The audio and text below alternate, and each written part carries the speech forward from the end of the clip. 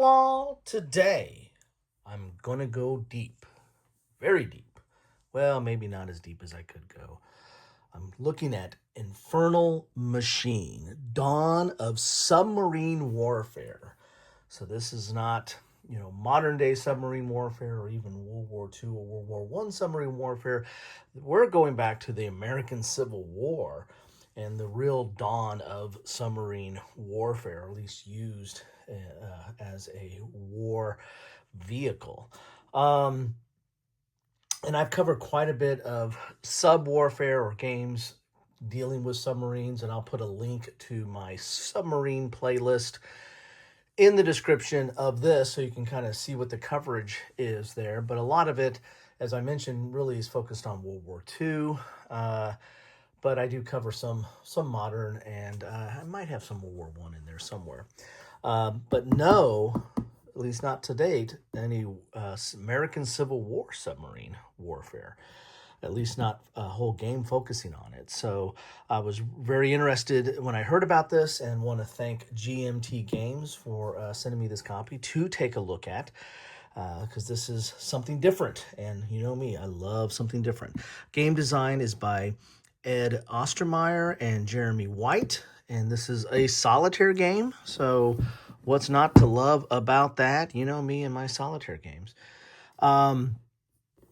We get an example of the board and playing pieces in here. Again, this is solitaire, and it's the advent of submarine warfare, so it's going to be some new concepts and some different ways to look at things in here. Let's go a little bit closer to read a little bit of the story here. Standing in the submarine's forward hatch, Lieutenant Dixon tightens his oilskin watch coat. The February sea cuts through to the bone, and this is the third night spent scanning an inky horizon.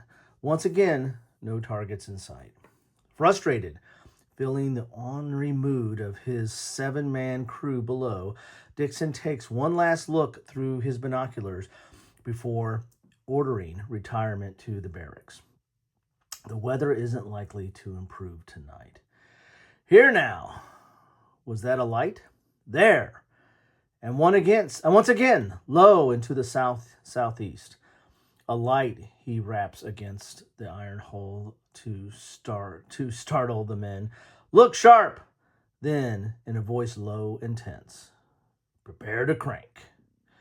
This is a solitaire board game that casts the player in the role of an inventor, entrepreneur, captain in the mid-19th century.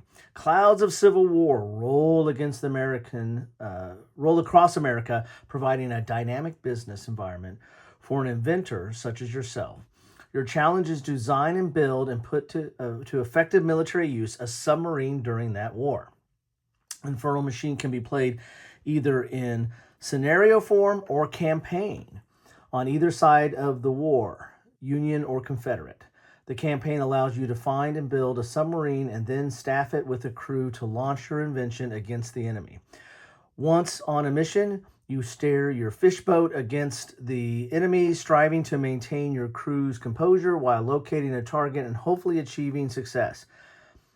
Will your men boast a victory upon the return, or will you be salvaging their bodies along with the wreck of your machine should catastrophe befall the mission? Scenarios teach you the game little at a time and also present historical episodes of submarine action during the war.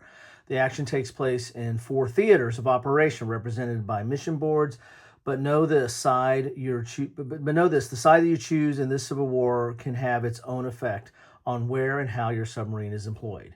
If you support the Confederates, you have some say in when and where your submarine is based, where it fights, and under what conditions your missions may operate. You may operate under. You will be paid a bounty for your victories, the money going to upkeep of the design and improvements of your submarine. If you're the Union, your successfully built submarine will be entered into the rolls of the U.S. Navy along with you and your crew. Your performance is judged not just by how successful your submarine operations were, but also by what history's judgment of your project will be. Instead of victory points and the campaign The campaign end considers 3 measures: successful missions, losses, and funds. We got a little bit of economy going on here. What prospects will you and your shop have now that the war is over? Will your technological advancements, and military acumen forge a legacy to outlast the 19th century? Or will the history books of the 20th century forget your endeavor entirely? There we go. Quite an introduction. That's actually a pretty well-crafted introduction, I must say. There's an example of the pieces, but, let's get in the box and see them for ourselves and not dilly-dally on the surface. Let's go inside and check out this Infernal Machine. As I said, I did not hear anything about this other than seeing it on like the P500 and really didn't pay much attention to it. I think I might have saw an update of it on one time. Sometimes GMT does a little bit of a up close and personal look on what's coming down the road. But I didn't really even know that I knew it was a submarine game, but I didn't even know what period. So this is very interesting to me. Wow, that is a thick rule book charting out at a cool, no page number on the back. It's got an index on the back. Looks like we've got 62 pages. Look at that, 62 pages rule book. Wow, we got part 1, part 2, part 3. So part 1 is introduction tactical rules, part 2 is mission rules, part 3 is campaign rules. So maybe you don't need to read all of this part 3 if you're not doing the campaign. So also applies to part 1 and part 2, enemy response, leaks, lost, and escape. So I think you just need part 1 and part 2 maybe to get to play. But typical GMT rulebook, full color, examples of the components, examples of all the cards and counters in here. It looks like, wow, there's a lot in here. And again, I'm seeing this for the first time along with you. If this is your first time seeing it, and thank you for stopping by. I appreciate that.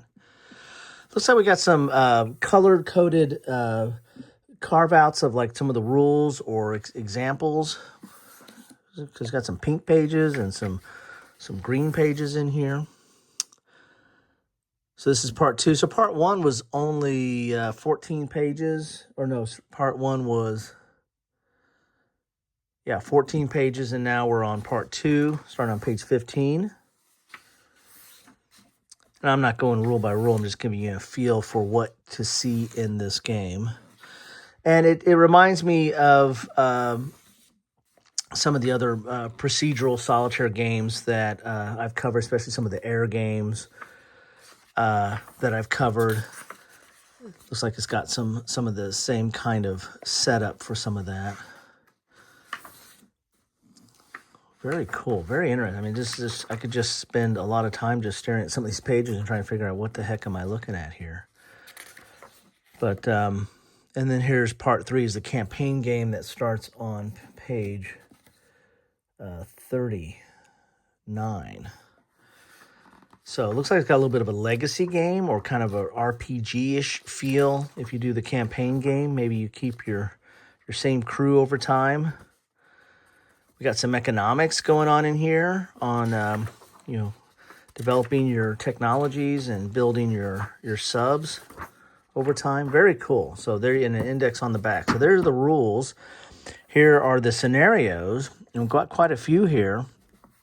Looks like we've got at least 10 scenarios and a campaign example here. And this is... It's got a history, some history notes there on the back.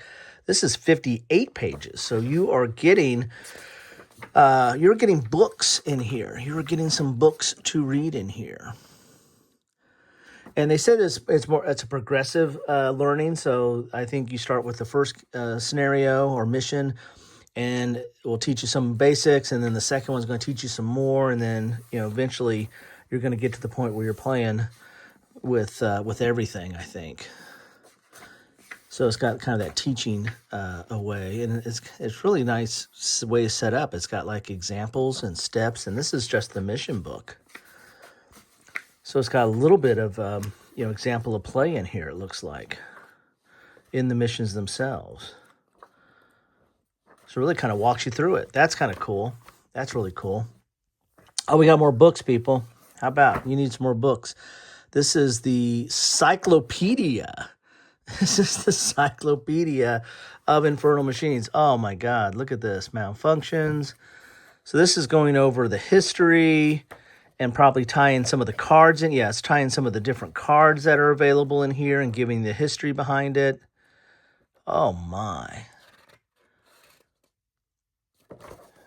Wow. Wow, wow, wow. That's something. Man, if you wanted to learn about Civil War submarines, this is your source. Here is the CSA Almanac. So this is the Confederate Almanac. I wonder if this is like for the campaign game. So it's like there's events and die rolls for each year or period or summer and autumn of 62. So this looks maybe more of the campaign type thing. Wow. All right. And I imagine we're going to have a Union. Yes, a USA Almanac. Wow, there's a lot in here. Again, I knew nothing about this. I was Schultz in it. I know nothing. Man, very few of you are going to get that reference. I'm dating myself. Wow, this is really cool. There's a lot of information in there. Okay. I'm not even to the stuff yet, the components yet, right? So we got some markers here. Here's your Fishboat marker. So we got a block in there. So I have to be aware there's some stickering. Doesn't look like there's a lot though. These are some player aids. There is a lot in this box, people. Whew. Let's keep going. Here's your components. Thick player aid paper. Here's your fishbone components. As you build your sub. I don't know where to put all this. Right, here's your mission sequence of play. Your mission setup. Sorry for the glare. Escape, loss, enemy response. Tactical setup and sequence of play. Okay. Here's your campaign setup. So we got actions explained. Epidemic check, alert check, campaign sequence of play, investment check. There is some economy in here. Campaign setup, mission aftermath. Wow, okay. I don't know. Now it's starting to scare me. All right, what else we got in here? Oh, this is your board of, so it looks like a different type of submarines. Don't know what any of that means, but it looks interesting. It's got a couple different types there. Oh, we got some more types in here. Ooh, these are bigger. Sorry for the glare. And they're double-sided. Wow, wow, wow. Man, said those are a little bit longer. And what are these? These are components. So these are punch boards. We got some punch boards here with big, thick counters or segments of your submarine here, sections. And they are double-sided, as you can see there. Whoa, geez. And they come out very easily, as I just intentionally demonstrated for you all right there. Looks like there's not a center row on that counter sheet there, so they're just going to pop right out. Nice big counters. Look at these big counters here. Some administrative type markers.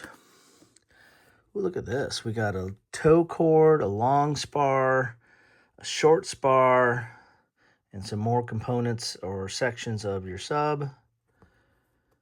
And they are double-sided. Wow, there's just so much in here. All right, this is a mounted board here. So we got a 1, 2, 3, and then we got some cards. We'll take a look at the boards here in a second. So let's see what bits we got. We got some cubes. There's that one big block that you got a sticker. And then you got some cubes in there. We got some tin ciders, 3 of them. And we got some cards. We got some little cards, and we got some big cards. Let's see what these cards look like here while we're at it. Here's the big cards. I don't know if you knew about this. What are you thinking? What do you is this what you expected? Is this all what it's what you thought it would be? And if you didn't know anything about it, or are you kind of like me and going, this is a lot of stuff? Got some navigation cards and discovery. Okay, let's see what those front looks like. Okay. So your discovery cards, there's going to be a little bit of a search and destroy type element maybe to this. I mean, that's what submarines do, right? Even back when they first started out. These are these navigation cards. So these are going to talk about like drift and power grade. Okay. Slack water. Okay, so those are those cards there. We got some little cards here. Let's get those open, see what we got here.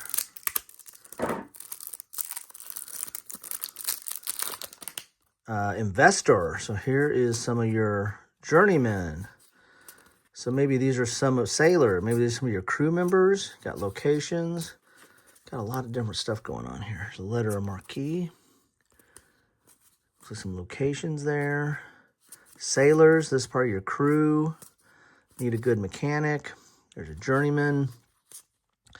And you need an investor to give you some money. Look at that. So as I said, there's a little bit of a, not just your war game, it's a kind of a war development game, developing the submarine and trying it out and figuring out what works and then going on missions. So this is kind of a different kind of game in that regard, it looks like.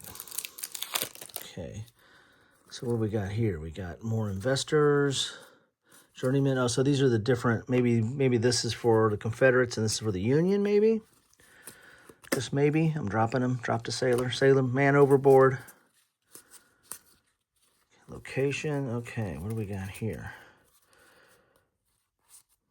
Yeah, okay, so maybe, yeah, this is Union. Very cool. I should have noticed from the flag up in the corner. Okay, wow, there's a lot of stuff there. All right, that's all that. Let's get into the boards here.